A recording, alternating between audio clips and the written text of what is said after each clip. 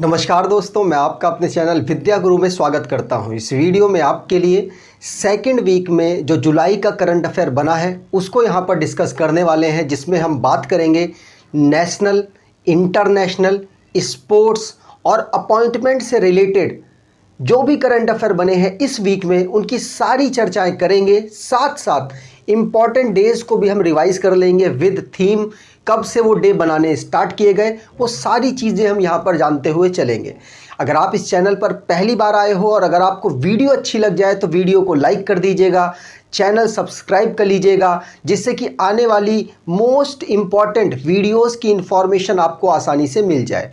तो यहाँ पर सबसे पहले बात होगी नेशनल करंट अफेयर की। जो भी नेशनल करंट अफेयर बना है उनकी सबसे पहले हम यहाँ पर चर्चा करने वाले हैं डिटेल में। थोड़े से इधर उधर के एस्पेक्ट्स बताऊंगा जिससे कि आपको याद हो जाए, ठीक है। यहाँ पर बात की जाए पहले क्वेश्चन की, तो पहला क्वेश्चन है, दिल्ली सरकार ने यूनिसेफ के साथ टाई अप किया है। किस लिए टाई अप किया है? इसलिए टाई अप किया है कि जो रोजगार की मारामारी है भारत देश में बहुत बड़ा इशू है, लेकिन पॉलिटिकल पार्टी इसको छोटा इशू बनाकर रखे हुए हैं। जिस पॉलिटिकल पार्टी ने इसको पकड़ लिया और बहुत बढ़िया काम किया, आने वाला फ्यूचर में भी उसका होगा, ये 100% है, क्योंकि रोजगार देना सरकार के लिए अहम कड़ी बन गई है और कोई भी सरकार इस पर हाथ नहीं डालना चाहती। लेकिन दिल्ली सरकार ने, जो दिल्ली सरकार की एक यूनिवर्सिटी है, Delhi skill and enterprises university, उसने यूनिसेफ के साथ कोलैबोरेशन किया और ये करने की कोशिश की गई है कि जो भी युवा हैं, ये तो आपको क्लियर होगा, जब भी कोई युवा ग्रेजुएट हो रहा होता है, कोई भी युवा बीटेक कर रहा होता है, तो बीटेक और ग्रेजुएट करते समय आजकल की जो यूनिवर्सिटी, जो नॉर्मल यूनिवर्सिटीज़ हैं जो ये कराती हैं, वहाँ पर स्किल डेवलपमेंट पे काम नहीं किया जाता, नॉर्मल सिर्फ सेमेस्टर पास होने के लिए काम हो रहे हैं। इसी के लिए जब मार्केट में बच्चा कैंडिडेट बनके, जो स्टूडेंट है वो कैंडिडेट बनके जाता है, तो उसको जॉब नहीं मिल पाती आसानी से, क्योंकि उसके पास जो उसकी स्किल है उनकी मार्केट में रिक्वायरमेंट है ही नहीं। मतलब क्योंकि उसके पास ज़्यादा स्किल है भी नहीं, क्योंकि उसने प्रैक्टिकली काम बहुत कम किए होते हैं। इसीलिए उसको दोबारा से कुछ ना कुछ सीखना होता है, कोई ना कोई अच्छी स्किल को अपने अंदर डेवलप करना होता है, जिससे कि उसको बाहर की मार्केट पे जॉब मिल सके। यही काम दिल्ली सरकार और यूनिसेफ मिलकर करने वाले हैं, जिन्होंने युवा नाम की स्कीम को लॉन्च किया है, जिसमें जो भी स्टूडेंट होगा उसकी अपनी कोई भी स्किल होगी उसको डेवलप किया जाएगा। डेवलप करने के साथ अगर उसके पास स्किल होगी तो मार्केट में जाएगा और मार्केट में जाकर उसको जॉब मिल जाएगी। और स्किल्ड पर्सन को आज भी जॉब की कमी नहीं है, लेकिन अगर उसके पास स्किल नहीं है तो जॉब बहुत बहुत लेस चांस है कि उसको उसकी क्वालिटी की जॉब मिले, ठीक है। तो दिल्ली सरकार ने यूनिसेफ के साथ कोलैबोरेशन किया, जिससे कि वो बच्चों के अंदर कोई नई स्किल को डेवलप कर सके, या फिर जो उनके अंदर स्किल है उसको और बेहतर कर सके और उसे बाहर वाली मार्केट के हिसाब से ढाल सके और उसको एम्प्लॉयमेंट मिल सके। मेनली ये टारगेट रखा गया है। याद रखिएगा, यूनिसेफ के साथ दिल्ली सरकार ने टाई अप किया। अब दिल्ली सरकार ने यूनिसेफ के साथ टाई अप किया। दिल्ली सरकार को इस समय पर लीड कर रहे हैं अरविंद केजरीवाल। याद रखना है, दिल्ली और पौंडुचेरी इस समय पर ऐसी यूनियन टेरिटरीज है जिनके पास अपने चीफ मिनिस्टर हैं। नहीं तो 8 यूनियन टेरिटरीज है, उनके पास अपने चीफ मिनिस्टर नहीं है। ये जो राइट है ये सिर्फ 3 यूनियन टेरिटरीज के पास है, एक तो दिल्ली, पौंडुचेरी और जम्मू कश्मीर। जम्मू कश्मीर में अभी राष्ट्रपति शासन लगा हुआ है, जिसकी वजह से वहाँ पर इलेक्शन जब होंगे तब हमको नया चीफ मिनिस्टर वहाँ पर मिलेगा। यहाँ पर यूनिसेफ की बात हुई है, तो यूनिसेफ को फाउंड किया गया था 1946 में। इसका हेडक्वार्टर न्यूयॉर्क में है। कैथरीन एम रसल इसके डीजी हैं और मेंबर इसके 192 हैं। आगे बात करें, अगला क्वेश्चन है जो कि फैशन टेक्नोलॉजी से रिलेटेड है। आपको पता होगा, मैंने लास्ट में आई थिंक कुछ समय पहले पढ़ाया था आपको कि national institute of fashion technology जो कि पंचकुला में ओपन की गई है, इसकी जो मतलब फाउंडेशन स्टोन उस समय पर मंत्री रही स्मृति ईरानी जी के द्वारा रखा गया था। लेकिन इस समय पर ये बाल विकास, महिला एंड बाल विकास मंत्रालय संभाल रही हैं, तो इनके पास जो national institute of fashion technology की मिनिस्ट्री नहीं है, जिसकी वजह से इसका इनॉग्रेशन किया है किसने? पीयूष गोयल जी ने, क्योंकि स्मृति ईरानी जी से वो मंत्रालय पीयूष गोयल जी के पास पहुंच चुका है। साथ साथ हरियाणा में, ये पंचकुला कहां पर है? हरियाणा में। तो हरियाणा के चीफ मिनिस्टर भी यहां पर पार्टिसिपेट कर रहे हैं इसको इनॉग्रेट करने की प्रोसेस में। याद रखना है, national institute of fashion technology जो कि पंचकुला में इनॉग्रेट किया गया, किसके द्वारा? पीयूष गोयल और मनोहर लाल खट्टर जी के द्वारा, जो कि चीफ मिनिस्टर के पद पर काम कर रहे हैं। कहां पर? हरियाणा में। पीयूष गोयल जी की बात करनी यहां बहुत जरूरी है, क्योंकि पीयूष गोयल जी बहुत बिजिएस्ट पर्सन में से एक है मोदी सरकार में, क्योंकि पीयूष गोयल जी के पास ministry of textile, ministry of commerce and industry, ministry of consumer affairs, food and public distribution इनके पास है। बहुत सारी रिस्पॉन्सिबिलिटी इनके पास है। साथ साथ ये राज्यसभा के लीडर भी हैं। अब ये राज्यसभा के लीडर भी हैं, तो इनके पास बहुत ज़्यादा काम है, इसीलिए बिजिएस्ट पर्सन मैंने इनको कहा। चीफ मिनिस्टर आपको क्लियर हो ही गया होगा, श्री मनोहर लाल खट्टर जी हैं हरियाणा के। अगले क्वेश्चन की बात करें। अगला क्वेश्चन है, भारत ने इंटरपोल को ज्वाइन किया। अब आपको लग रहा अच्छा, पहले इंटरपोल को भारत ने ज्वाइन नहीं कर रखा था। ऐसा नहीं है, भारत ने इंटरपोल को 1949 से ज्वाइन किया हुआ है, लेकिन इंटरपोल का एक डेटाबेस है। क्या database? Child sexual abuse database. इस डेटाबेस को भारत ने अभी तक ज्वाइन नहीं किया हुआ था। इसमें क्या होता है, जो पर्सन ये चीज़ करते हैं, चाइल्ड सेक्सुअल एब्यूज करते हैं, उनका एक डेटाबेस बनाया जाता है, इंटरपोल के द्वारा बनाया गया। भारत इस पर ज्वाइन नहीं था, तो भारत के यहाँ पर अगर कोई ऐसी एक्टिविटी होती है तो ऐसे जुड़े हुए लोगों को इंटरपोल के द्वारा डेटाबेस के अंदर इंक्लूड नहीं किया जाता। लेकिन अब क्या हुआ, भारत ने इसको ज्वाइन कर लिया, तो भारत के अंदर ऐसी कोई एक्टिविटी करता है और ऐसी एक्टिविटी में लिप्त पाया जाता है, तो इंटरपोल का जो डेटाबेस है उसमें उसको डाल दिया जाएगा। इससे क्या होगा? इससे ये होगा, जब अगर मान लीजिए वो वहाँ सज़ा काट के आता है और सज़ा उसकी कंप्लीट हो जाती है, उसके बाद अगर वो किसी और देश में जाता है और वो सेम एक्टिविटी करता है, तो वो इंटरपोल की निगाहों में रहेगा। इंटरपोल उसका डेटा इंटरपोल के पास है, उसे आराम से ट्रैक कर सकते हैं, उस पर एक्शन ले सकते हैं। मतलब आसान किया जा रहा है, दुनिया में अगर कोई भी चाइल्ड सेक्सुअल एब्यूज करता है तो उसको ट्रैक करना, जिससे कि आगे चल के भविष्य में अगर कोई वो ऐसी हरकत करता है तो उसको आसानी से ट्रैक किया जा सके और आसानी से उसको जो भी उस देश में सज़ा है वो दिलाई जा सके। तो याद रखिएगा, भारत ने इसको ज्वाइन कर लिया है, और अगर वो दूसरे देश में करके भारत भाग आता है तो भी भारत को उस पर्सन को इंटरपोल को देना पड़ेगा। इस डेटाबेस में ये साइन अप हुआ है, आपको ध्यान रखना है। चाइल्ड सेक्सुअल एब्यूज डेटाबेस में भारत भी इंटरपोल का पार्ट बन चुका है, ठीक है। और भारत 68 कंट्री बना है।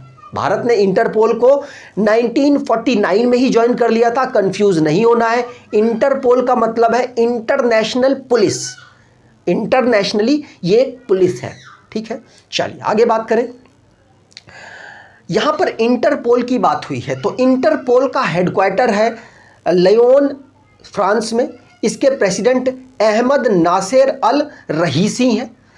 इसको फाउंड किया गया था 1923 में वियना, ऑस्ट्रिया में। भारत ने 1949 में इसको ज्वाइन किया। आगे बात करें। अगला क्वेश्चन है यूनाइटेड नेशन से। यूनाइटेड नेशन ने बहुत सारी बातें बताई, लेकिन उसमें से सबसे इंपॉर्टेंट बात क्या है? उसमें सबसे इंपॉर्टेंट बात है कि भारत यहां पर विजेता बन गया। भारत विजेता कैसे बना? भारत विजेता इस प्रकार से बना है कि भारत ने दुनिया की पॉपुलेशन ग्रोथ को पछाड़ दिया, और अब 2023 में यूनाइटेड नेशन के अकॉर्डिंग भारत नंबर 1 पोजीशन पर आ जाएगा मोस्ट पॉपुलेटेड कंट्री में। तो याद रखिएगा, भारत की जो स्पीड है ग्रोथ में, पॉपुलेशन ग्रोथ में, वो बहुत तेजी से बढ़ रही है, और इतनी तेजी से बढ़ रही है कि यूनाइटेड नेशन के अकॉर्डिंग कहा जा रहा है कि इंडिया चाइना को पास कर देगा, चाइना को सरपास कर देगा next year according to population. याद रखिएगा, भारत दुनिया में मोस्ट पॉपुलेटेड कंट्री बन सकता है 2023 में, चाइना को पछाड़कर। यूनाइटेड नेशन के एक रिपोर्ट का ये कहना है। याद रखिएगा, इंपॉर्टेंट क्वेश्चन है। वैसे तो आपको पता ही होगा कि 2011 की जो पॉपुलेशन है उसके अकॉर्डिंग भारत सेकंड पोजीशन पर आता है दुनिया में पॉपुलेशन वाइज। अभी चाइना है, लेकिन यूनाइटेड नेशन कह रहा है नहीं बच्चों, अगले साल आ जाओगे। ठीक है, याद रखना, यूनाइटेड नेशन ने यहां पर बोला है। तो यूनाइटेड नेशन के बारे में जान लेते हैं। यूनाइटेड नेशन का हेडक्वार्टर न्यूयॉर्क में है। यूनाइटेड नेशन की 6 ऑफिशियल लैंग्वेजेस हैं। अनऑफिशियल्स भी बहुत सारी लैंग्वेजेस हैं, लेकिन यहाँ ऑफिशियल की बात की जा रही है। तो ऑफिशियल 6 लैंग्वेज हैं यूनाइटेड नेशन की। कौन कौन सी? Arabic, Chinese, English, French, Russian, Spanish. ये 6 लैंग्वेजेस हैं यूनाइटेड नेशन की। इसके मेंबर 193 हैं। 2 ऑब्जर्वर स्टेट हैं। स्टेट का मतलब 2 ऑब्जर्वर कंट्री हैं। सेक्रेटरी जनरल एंटोनियो गुटेरेस हैं, जो कि 9वें नंबर के हैं और पुर्तगाल से ये बिलोंग करते हैं। इसको फाउंड किया गया था 24 अक्टूबर 1945 को। आगे बात करें, अगला क्वेश्चन है, एक परिमाण नाम का पोर्टल है जो कि एनसीआर की डिटेल को बताता है। पहले क्या था? पहले सिर्फ जो ऑफिशियल्स थे, जो सरकार के आदमी थे, जो उस पर काम करने वाले लोग थे, वही उसको एक्सेस कर सकते थे।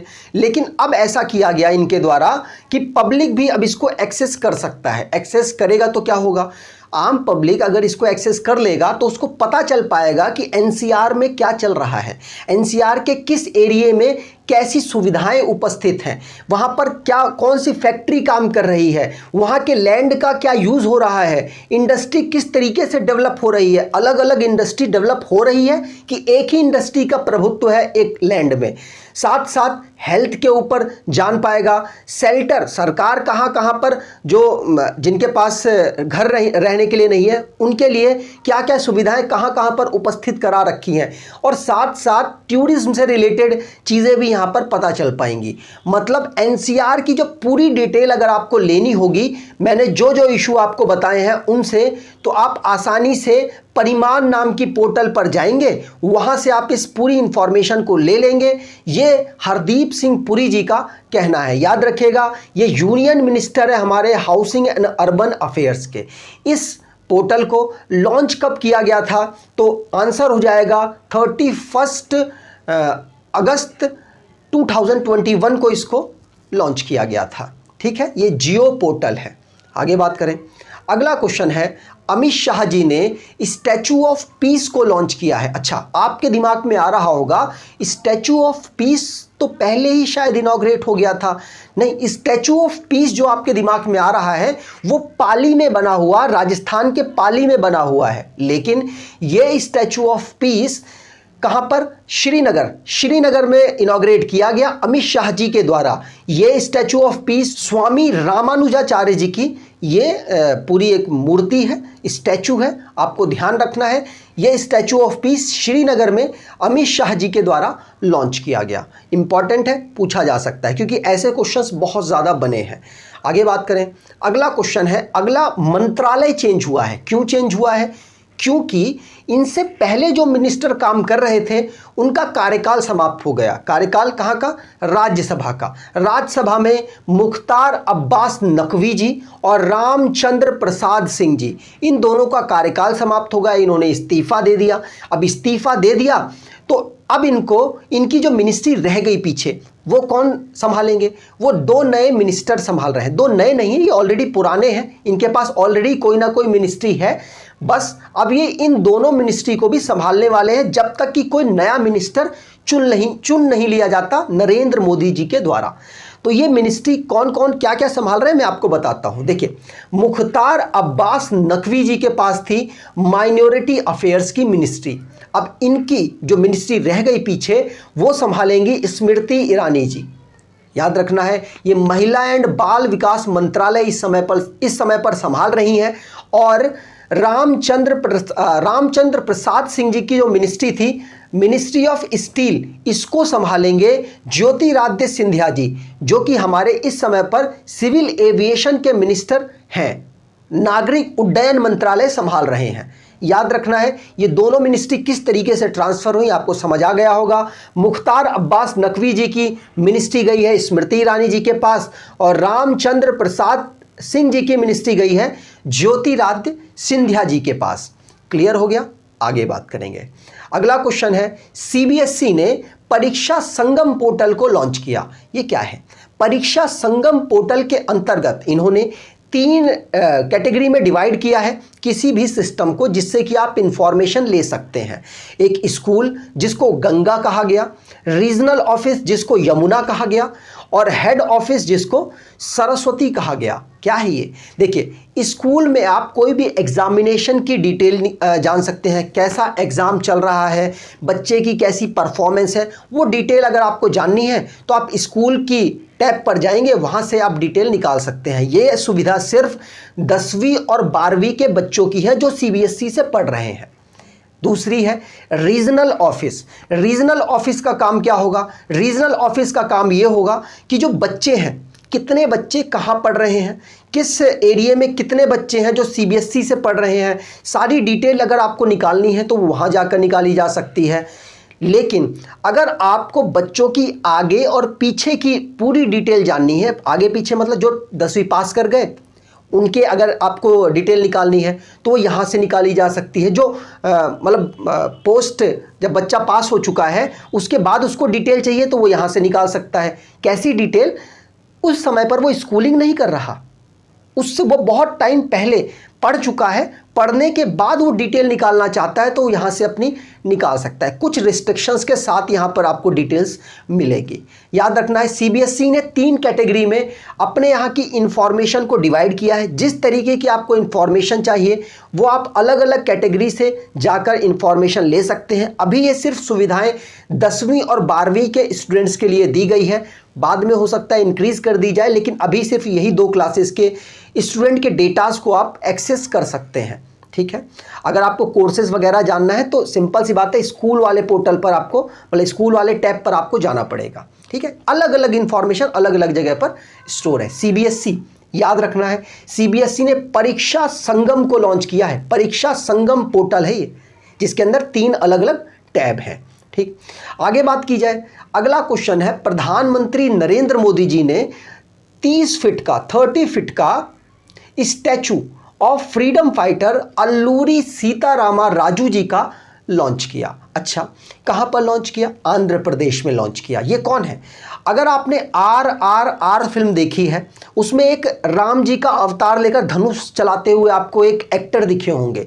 उन्हीं एक्टर ने इनका किरदार कुछ ना कुछ निभाया था। कुछ ना कुछ का मतलब एग्जैक्ट तो नहीं करेंगे, उनको भी अपना पैसा, अपना बजट ये सब देखना होता है, एंटरटेनमेंट देखना होता है, लेकिन कहीं ना कहीं उनको रिप्रेजेंट ये कर रहे थे। तो उनको आप देखकर समझ सकते हैं उनका किस तरीके का कैरेक्टर रहा होगा। तो अल्लूरी सीतारामा राजू, जो कि जनजातियों के लड़ने वाले जनजातियों के लिए लड़ने वाले एक मसीहा थे, उनको अपने पक्ष में करने के लिए सरकार कहीं ना कहीं कुछ बेहतर काम करती रहती है। इसीलिए सरकार ने 30 फीट का स्टैचू, और उनको रिस्पेक्ट देने के लिए, सिंपल सी बात है वो बहुत बड़े पर्सनैलिटी हैं, तो उन पर्सनैलिटी को रिस्पेक्ट देने के लिए उनका स्टैचू बनाया गया और उसको इनॉग्रेट किया गया पीएम मोदी जी ने। याद रखना है, फ्रीडम फाइटर अल्लूरी सीतारामा राजू, जो कि 30 फीट का स्टैचू है और उनकी 125th एनिवर्सरी थी। आंध्र प्रदेश के ईस्ट गोदावरी डिस्ट्रिक्ट में इसको लॉन्च किया गया है। याद रखना है, इंपॉर्टेंट है। आगे बात करें, अगला क्वेश्चन भी प्रधानमंत्री नरेंद्र मोदी जी ने एक इनॉग्रेशन किया, लेकिन इंपॉर्टेंट है ये, क्योंकि काफ़ी जगह इस चीज़ की चर्चा हो रही है, इंटरनेशनल न्यूज़ बन रही है, हमारी नेशनल न्यूज़ बन रही है, तो इंपॉर्टेंट तो बन जाता है। यहां पर बात की जाए, पीएम मोदी जी ने डिजिटल इंडिया वीक 2022 लॉन्च किया। कहां से लॉन्च किया ये भी इंपॉर्टेंट है। तो गुजरात की कैपिटल गांधीनगर से इसको लॉन्च किया गया है। याद रखना है, प्रधानमंत्री नरेंद्र मोदी जी के द्वारा इसको लॉन्च किया गया और इसकी थीम रखी गई। थीम भी इंपॉर्टेंट है। थीम है catalysing new India टेकेड। Catalysing new India टेकेड इसकी थीम है। प्रधानमंत्री नरेंद्र मोदी जी ने डिजिटल इंडिया वीक को लॉन्च किया गांधीनगर गुजरात में। कैटलाइजिंग न्यू इंडिया टेकेड इसकी थीम है। ये 3-4 चीज़ें आपको याद रखनी है बस।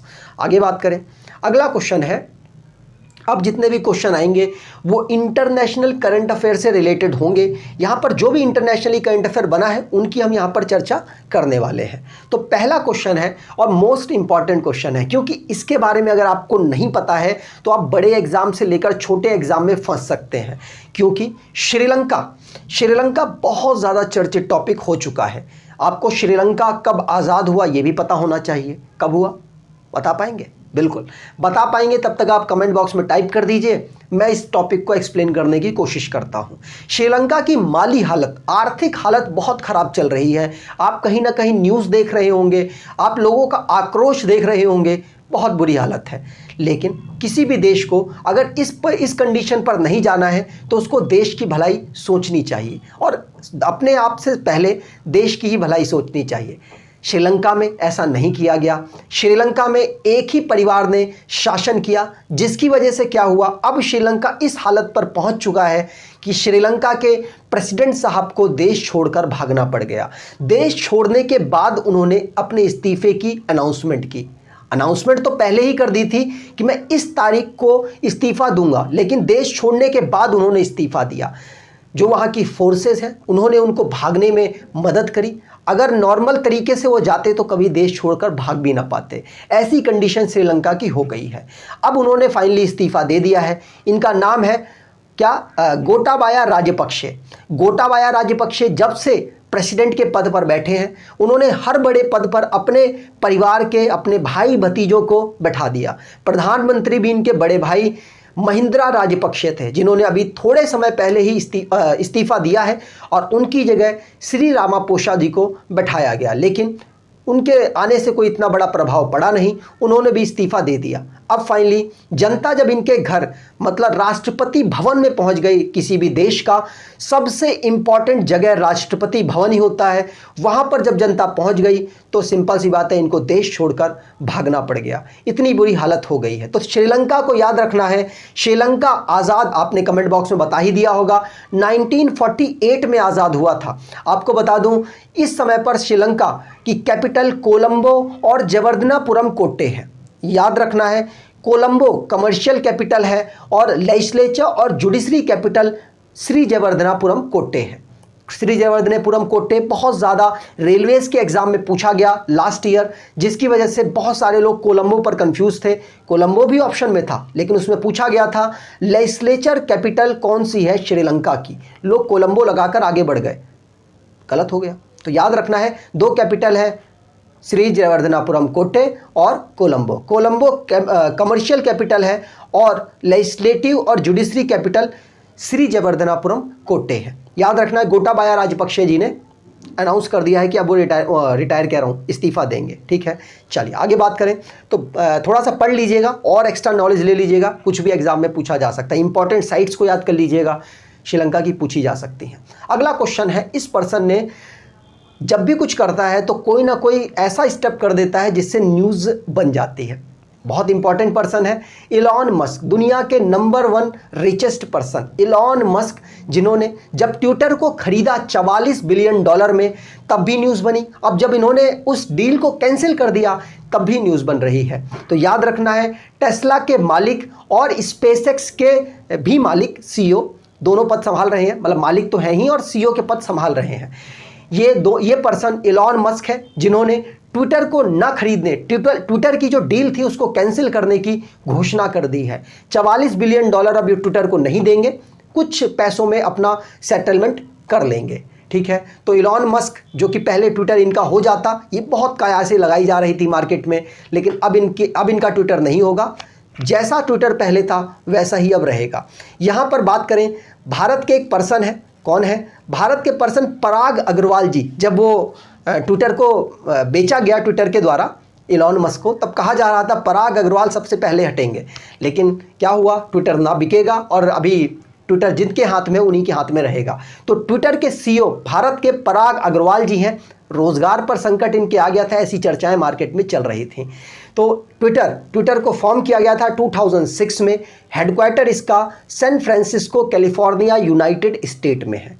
आगे बात करें, अगला क्वेश्चन है बोरिस जॉनसन, बहुत चर्चा में रहने वाले पर्सन। क्यों? क्योंकि G7 की मतलब जो 7 देशों का समूह है उनमें अहम आदमी थे। इन्होंने अभी मीटिंग को अपॉइंट किया। अब इन्होंने रिटायर बार बार मुंह से निकल रहा है, रिटायर नहीं, इन्होंने इस्तीफे की घोषणा कर दी है। इस्तीफे की घोषणा इसलिए की है क्योंकि इनके यहाँ पर जो बड़े बड़े मंत्री थे, सरकार का सही से काम ना करना, उसकी वजह से बड़े बड़े जो मंत्री, बड़े बड़े जो पद पर बैठे हुए पर्सन थे, उन्होंने इस्तीफे लगातार दे दिए, जिसकी वजह से इन पर प्रेशर बना और इनको भी अनाउंस करना पड़ा कि अब वो प्राइम मिनिस्टर के पद पर नहीं रहेंगे। उन्होंने रिज़ाइन कर दिया है।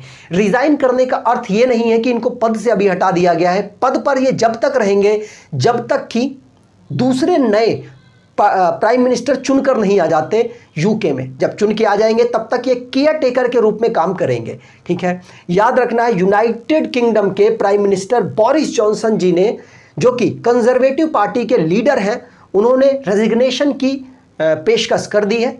एक्सेप्ट हो ही जाएगा। नए जो कोई चुनकर आएंगे वो अब इनके पद पर बैठेंगे, तब तक ये केयर टेकर के रूप में काम करेंगे। किन किन लोगों ने इस्तीफे दिए?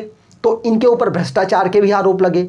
कोरोना के समय पर इन्होंने पार्टी की थी, ये भी आरोप था। एक बहुत बड़ा समारोह था, उसमें ये कहा जाता है अल्कोहल पीकर आए थे। बहुत तरह तरह के इनके ऊपर आरोप लगे और अब इन्होंने एक ऐसे पर्सन को अपॉइंट कर दिया था जिसके ऊपर भ्रष्टाचार और महिलाओं से अभद्र व्यवहार के आरोप लगे हुए थे। इन्होंने बगैर जांचे समझे उसको अपॉइंट कर दिया, फिर हटा भी दिया। लेकिन उसकी वजह से ही श्री सुनक जी, जो कि वित्त मंत्रालय इनके यहाँ पर संभाल रहे थे, नादिम ज़हावी जो इनकी जगह लेते आगे चल के, फॉरेन सेक्रेटरी सुएला ब्रावरमैन और बेन वालेस जो कि डिफेंस सेक्रेटरी थे, इन सभी ने मिलकर एक साथ इस्तीफा दिया। इनके ऊपर भी प्रेशर बना, इन्होंने भी रेजिग्नेशन दे दिया है। आगे बात करें, यहाँ पर अब बात होगी करंट अफेयर की, किसके? स्पोर्ट्स से रिलेटेड। तो स्पोर्ट्स से रिलेटेड करंट अफेयर में पहला क्वेश्चन मोस्ट इंपॉर्टेंट है। कैसे मोस्ट इंपॉर्टेंट है मैं आपको समझाने की कोशिश करता हूं। वीडियो अच्छी लग रही हो तो वीडियो को शेयर ज़रूर कीजिएगा, लाइक करके ज़रूर जाइएगा। सारी इंपॉर्टेंट जो न्यूज़ है इनको मैंने खोद के निकाला है आपके लिए, तो आप ज़रूर इसको पढ़ा है आपके लिए, वो तो कहावत बोल दी है मैंने। तो आपको ध्यान रखना है कि आप शेयर भी करेंगे वीडियो को, और अगर वीडियो अच्छी लगे, वीडियो का कंटेंट अच्छा लग रहा हो तो लाइक करके ज़रूर जाइएगा। बात करते हैं अगले क्वेश्चन की। तो कॉमनवेल्थ गेम अब ऑर्गेनाइज होगा, कहाँ पर होगा? तो बर्मिंघम यूके ब्रिटेन में ऑर्गेनाइज होने वाला है, ठीक है। होना ही था, 4 साल बाद होता है। 2018 में ऑस्ट्रेलिया में हुआ, अब यूके में ऑर्गेनाइज होना था, ठीक है, अच्छी बात है। कॉमनवेल्थ जब ऑर्गेनाइज होने वाला है तो इम्पॉर्टेंट इसलिए हो जाता है क्योंकि यहाँ पर क्रिकेट ऑर्गेनाइज करवाया जाएगा। इस बार क्रिकेट पहली बार हो रहा है? नहीं, पहली बार नहीं हो रहा। क्रिकेट ऑलरेडी हो चुका था। कब हुआ था? 1998 में क्रिकेट पहले ऑर्गेनाइज कराया जा चुका था। अब 2022 में दोबारा से क्रिकेट को इंट्रोड्यूस किया गया। कहाँ पर? कॉमनवेल्थ गेम की बात की जा रही है। कॉमनवेल्थ गेम मतलब कॉमनवेल्थ वो सारे देशों का समूह है जिन पर कभी ना कभी ब्रिटेन ने शासन किया था। कुछ देश अब ऐसे जुड़ने लग गए हैं, जैसे गाबोन,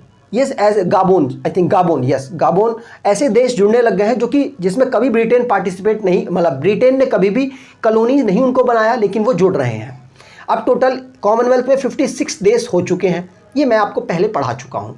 कॉमनवेल्थ गेम की बात की जाए तो इसमें क्रिकेट अब ऑर्गेनाइज हो रहा है, लेकिन मैं इसको ये भी कह सकता हूँ पहली बार इंट्रोड्यूस किया जा रहा है। क्यों? क्योंकि 1998 में जो क्रिकेट वहाँ पर हुआ था वो कौन सा था? 50-50 ओवर का था। कौन सा? 50-50 ओवर का, जिसमें मेल्स ने पार्टिसिपेट किया था, मतलब जो हमारी मेन टीम है वो पार्टिसिपेट कर रही थी। लेकिन इस बार क्या हो रहा है? इस बार जो महिला टीम है, वुमेन की टीम है, वो 2020 का जो खिताब है वो होने वाला है, प्लस महिला पार्टिसिपेट करेंगी, मेल पार्टिसिपेट नहीं करेंगे। इसीलिए इंपॉर्टेंट है, इसीलिए मैं कह सकता हूं कि पहली बार क्रिकेट को कॉमनवेल्थ में ऑर्गेनाइज कराया जा रहा है। क्यों कराया जा रहा है मैंने आपको बता दिया, ठीक है। चलिए आगे बात करें। और हाँ, एक पॉइंट और इंपॉर्टेंट है, भारत को लीड कौन करने वाला है? भारत की टीम अनाउंस हो चुकी है। भारत को लीड कौन करने वाला है? तो भारत को T20 में लीड करने वाली बेहतरीन खिलाड़ी है, बहुत बेहतरीन परफॉर्मेंस इनका रहता है T20 में। इनका नाम है हरमनप्रीत कौर, याद रखना है। आगे बात करें, अगला क्वेश्चन है, आईसीसी के द्वारा ना player of the month announce किया जाता है हर महीने के बीतने के बाद। अभी क्या हुआ, अभी जुलाई चल रहा है, तो जुलाई चल रहा है तो जून के महीने का player of the month announce किया गया, किसके द्वारा?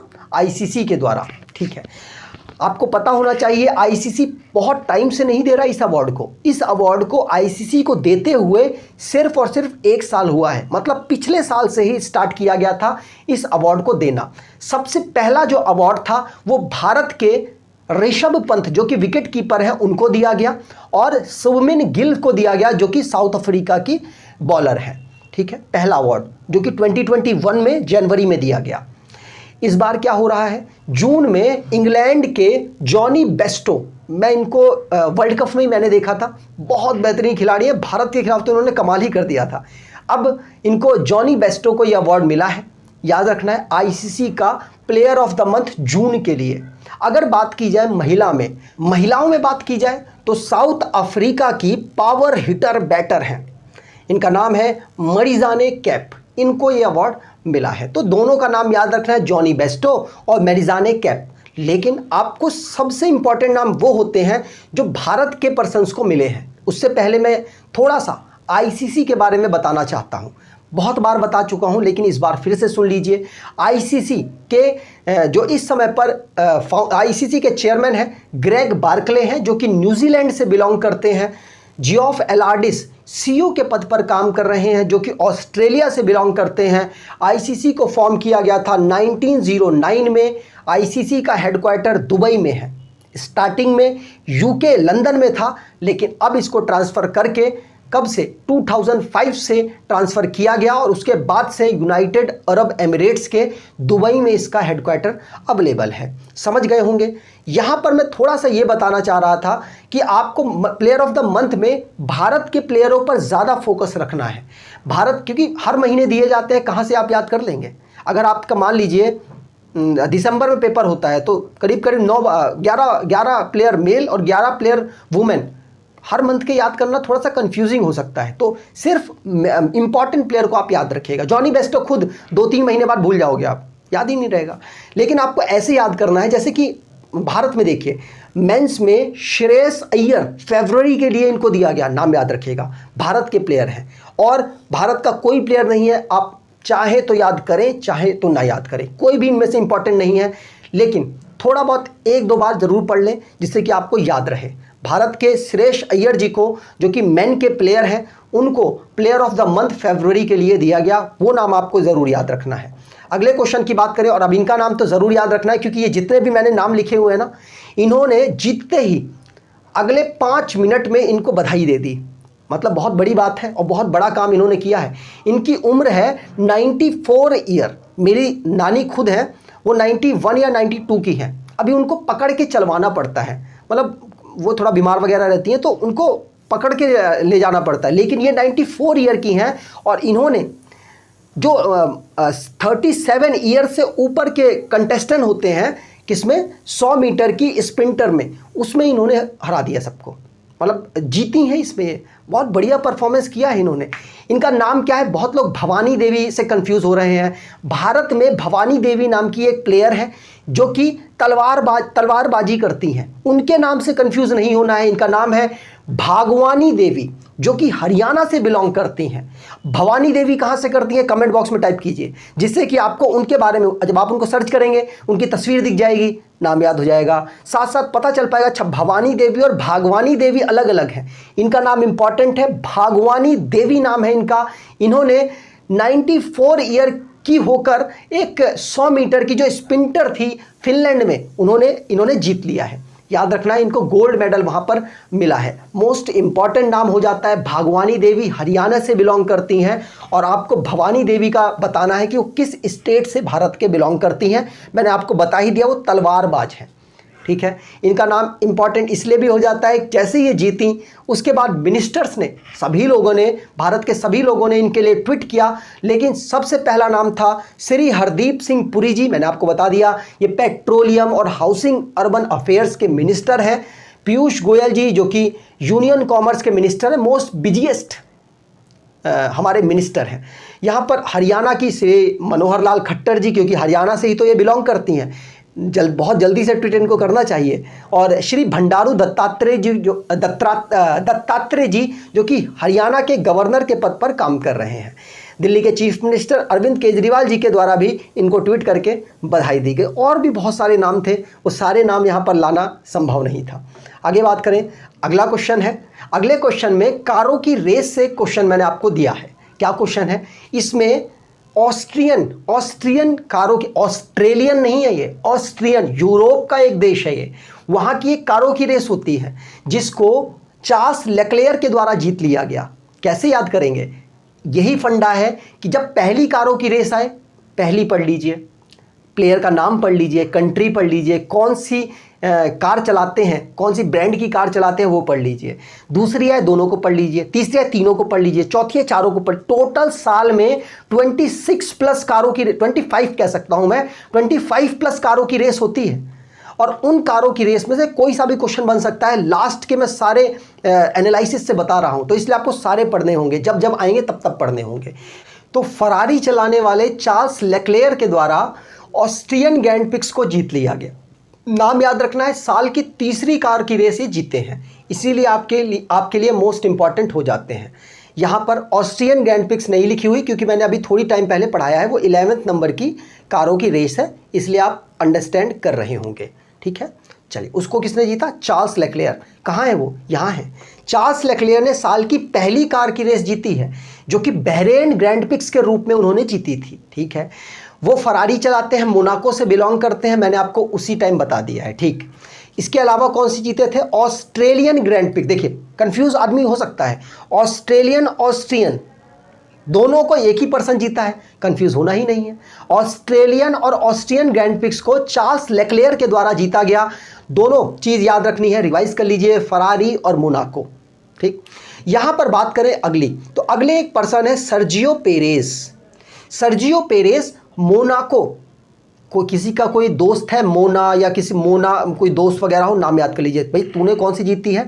तूने मोना, तेरी वाली जो कारों की रेस होती है उसको सर्जियो पेरेज के द्वारा जीता गया, क्योंकि जियो की सिम उसके पास है। सर्जियो पेरेज याद रख लीजिए। एक और आपको याद रखना है, कार्लोस सेज। कार्लोस सेज ने ब्रिटिश ग्रैंड प्रिक्स को जीत लिया। ये स्पेन से बिलोंग करते हैं, और इनके बारे में बात की जाए तो ये रेडबुल चलाते हैं। कार्लोस सेज स्पेन से बिलोंग, रेडबुल चलाते हैं और ब्रिटिश ग्रैंड प्रिक्स को जीते। और बाकी जितनी भी कारों की रेस हैं उनको मैक्स वर्स्टप्पन के द्वारा जीत लिया गया। मैं जल्दी जल्दी उनको रिवाइज कराऊंगा, लेकिन पहले ये जान लीजिए, रेडबुल चलाते हैं और नीदरलैंड से ये बिलोंग करते हैं। बाकी बात की जाए, Saudi Arabian Grand Prix, F1 Emilia Romagna Grand Prix, Miami Grand Prix, Spanish Grand Prix, Azerbaijan Grand Prix और कनेडियन ग्रैंड प्रिक्स को किसके द्वारा जीता गया? मैक्स वर्स्टप्पन के द्वारा जीता गया। याद रखना है, मोस्ट इंपॉर्टेंट है। आगे बात करें, अब यहां पर बात होगी ग्रैंड स्लैम की। टोटल 4 ग्रैंड स्लैम होते हैं, 4 में से 3 हो चुके हैं। कौन कौन से 4 होते हैं पहले तो ये बताओ सर। देखो, ऑस्ट्रेलियन, फ्रेंच, विंबलडन और यूएस, ये ऊपर के 3 तो हो चुके हैं, अब नीचे का एक रह गया है। तो जब वो हो जाएगा तो उसके बाद बात करेंगे उसकी।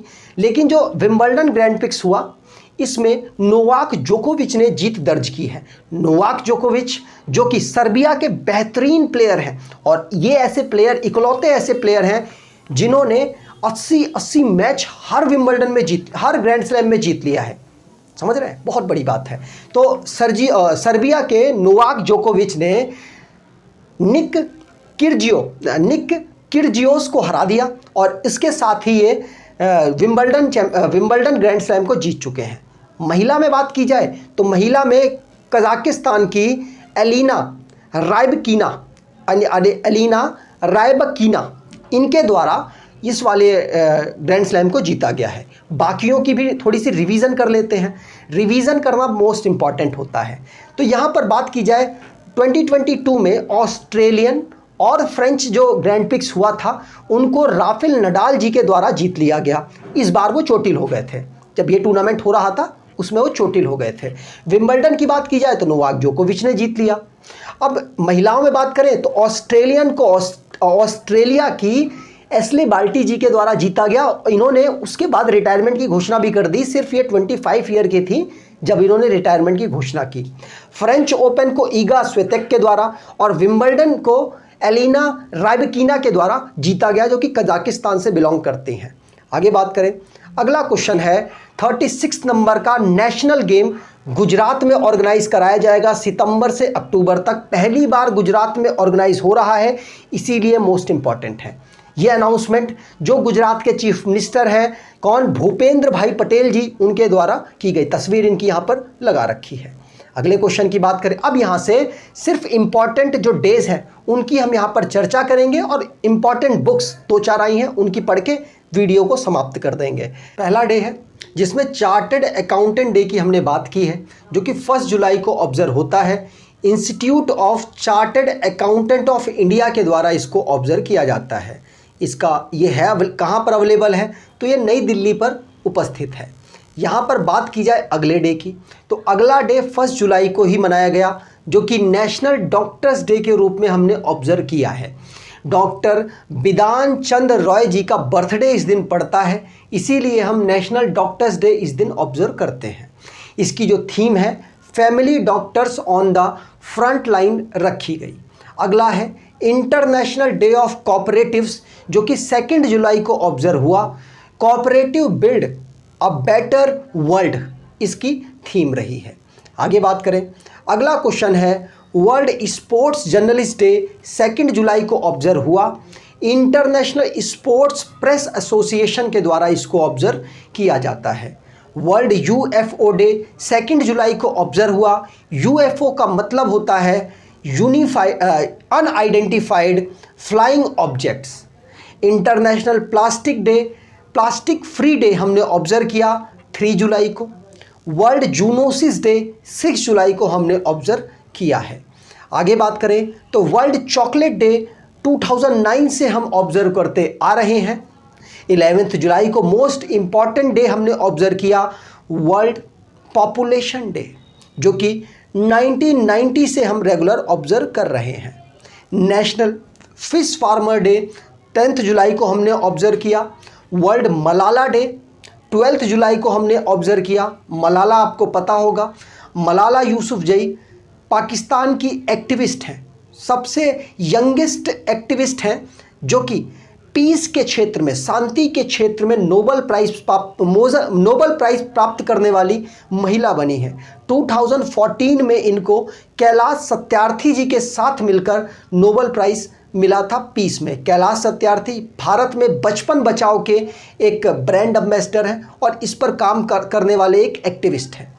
बात की जाए वर्ल्ड पेपर बैग डे हमने 12 जुलाई को ऑब्जर्व किया, जिसकी थीम बहुत बड़ी है, एग्ज़ाम में पूछे जाने की संभावना भी बहुत कम है। If you are fantastic do something dramatic to cut the plastic use paper bag, ये इसकी थीम है। बहुत रेयर चांस है कि इतनी बड़ी थीम आपसे पूछी जाए। अब बुक और ऑथर की बात कर लें, ज़्यादा बुक नहीं है, सिर्फ 3 बुक ही रिलीज़ हुई। पहली है मीनाक्षी लेखी, जो कि हमारी मिनिस्टर ऑफ स्टेट है कल्चर में, इनके द्वारा स्वाधीनता संग्राम ना शूरवीरों को लॉन्च किया गया। इसमें जो भी स्वतंत्रता संग्राम में सेनानी काम कर रहे थे, जो स्वतंत्रता सेनानी काम कर रहे थे, उनकी बातें यहाँ पर बताई गई हैं। 75 स्वतंत्रता संग्राम सेनानियों के बारे में यहाँ पर डिस्क्राइब किया गया है, याद रखना है। 75 क्यों? क्योंकि 75th ईयर हम इंडिपेंडेंस का इस साल सेलिब्रेट कर रहे हैं। आगे बात करें तो अगली बुक है जो कि प्रार्थना बत्रा जी के द्वारा लॉन्च की गई, लिखी गई। ये है greeting the bread the gen Z way to success. इस बुक को प्रार्थना बत्रा जी के द्वारा लॉन्च किया गया और लिखा गया। अगला क्वेश्चन है, अगली बुक है माइंड मास्टर, जो कि विश्वनाथन आनंद जी के ऊपर लिखी गई। ये कौन है? तो ये चेस के महान प्लेयर हैं, पहले ग्रैंड मास्टर हैं भारत के। इनको खेल रत्न अवार्ड मिला है 1991 में, याद रखना है, पहले विजेता हैं खेल रत्न अवार्ड के। ठीक है, आगे बात करें तो अगर आपको ये वीडियो इंपॉर्टेंट और बेहतरीन लगी है, कंटेंट में दम लगा है, तो आपसे अनुरोध है वीडियो को लाइक कर दीजिएगा, चैनल को सब्सक्राइब कर लीजिएगा और एटलीस्ट अपने कुछ दोस्तों तक वीडियो को शेयर ज़रूर कीजिएगा धन्यवाद।